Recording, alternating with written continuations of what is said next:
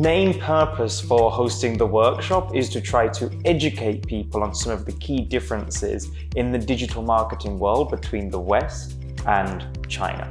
I ideally want to try to identify some of the up-and-coming trends and some of the unique things that make Chinese social very, very different from that in the West. So my hope would be that by the end of the workshop, people will leave there realizing that they need to take action on their Chinese digital marketing efforts.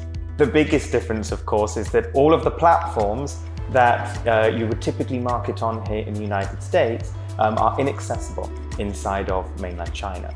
So it means that when you actually now want to go out and market to that specific audience, you have to adapt and localize not only the materials and the messaging, but also completely shift to brand new platforms as well. I think the complexities around the market is probably one of the biggest ones. I think quite often a lot of Western brands, when they're looking to approach the Chinese marketplace, will go in there thinking that the strategies that they have here in the United States or that they might be implementing in Europe will translate quite easily across over to the Chinese market. And more often than not, unfortunately, that is not the case. I think a lot of brands sometimes don't realize just how different China is and how they need to really invest in localizing everything for that key core market.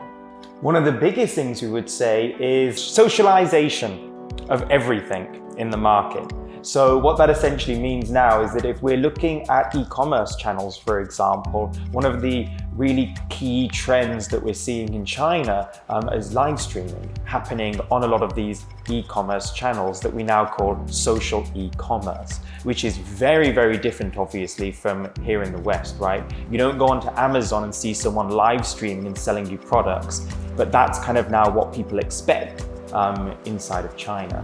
And we're seeing that this new trend that's really taken hold actually in 2019 is only going to continue to grow and emerge going forward into 2020.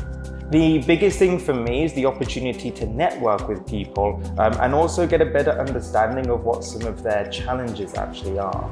So I like the opportunity of coming to events like this as well, because I get to speak to brands who come and talk to me about some of the difficulties that they're facing going into the Chinese marketplace.